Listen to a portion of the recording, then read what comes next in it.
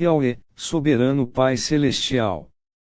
No poder do nome do nosso Senhor Cristo Jesus, nos abençoa e nos guarda, nos ilumina e nos guia por um bom caminho. Aleluia, amém. Estudo Bíblico, João 21 verso 25. Introdução. João 21:25 encerra o Evangelho de João com uma declaração poderosa sobre a vastidão da vida e do ministério de Jesus. Após a pesca milagrosa, a tríplice reafirmação do amor de Pedro e a profecia sobre sua morte, este versículo serve como um epílogo conciso, enfatizando que o relato escrito, por mais detalhado que seja, é apenas uma pequena fração da totalidade dos atos de Jesus.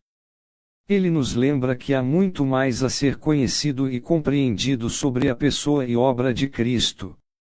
No contexto do capítulo, que se centra na restauração de Pedro e na confirmação do chamado dos discípulos, o versículo final eleva a grandiosidade de Cristo sobre as falhas humanas e os desígnios divinos. Contexto histórico. O capítulo 21 de João, muitos estudiosos acreditam, pode ter sido adicionado posteriormente ao Evangelho original para servir como um epílogo que reforça a mensagem de ressurreição e restauração. No contexto cultural do primeiro século, a escrita era um processo laborioso e caro. O papiro era limitado e a transcrição era feita à mão. Portanto, a ideia de registrar tudo o que Jesus fez era, na prática, impossível. O versículo 25 não deve ser interpretado literalmente como uma impossibilidade física, mas sim como uma hipérbole para expressar a magnitude e a abrangência do ministério de Jesus, que transcende qualquer relato escrito. O Evangelho era originalmente destinado a judeus e gentios, e por isso necessitava transmitir a totalidade do testemunho de Jesus para que os destinatários acreditassem e tivessem vida eterna. Interpretação. Teologicamente, João 21:25 demonstra a riqueza da divindade de Cristo. Ao afirmar que as ações de Jesus são tão numerosas que não poderiam ser todas registradas, o autor reforça a crença na sua natureza ilimitada e divina. Sob uma perspectiva trinitária, o versículo sublinha a infinitude do Filho de Deus, a segunda pessoa da Trindade.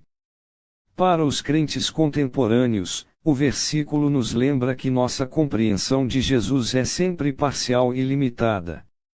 Devemos buscar conhecê-lo mais profundamente através da oração, do estudo das Escrituras e da comunhão com outros cristãos. A vastidão do ministério de Jesus, demonstrada neste versículo, também nos encoraja a confiar nele em todas as áreas de nossa vida, sabendo que ele é capaz de fazer infinitamente mais do que podemos pedir ou imaginar. Efésios 3:20. Assim, a mensagem central é que a fé em Jesus transcende o conhecimento limitado do relato bíblico, abrangendo uma realidade espiritual e eterna que continuamente nos desafia e transforma. Veja as referências. Efésios 3 verso 20, ora, aquele que é poderoso para fazer infinitamente mais do que tudo o que pedimos ou pensamos, de acordo com o seu poder que atua em nós. Este versículo ecoa a ideia de que o poder e as ações de Deus, e, portanto, de Jesus, são ilimitados e superiores à nossa compreensão. Ele complementa João 21:25 ao afirmar que Deus pode realizar muito mais do que podemos sequer conceber, refletindo a vastidão da obra de Cristo. João 20 versos 30 ao 31, Jesus realizou na presença dos seus discípulos muitos outros sinais miraculosos, que não estão registrados neste livro.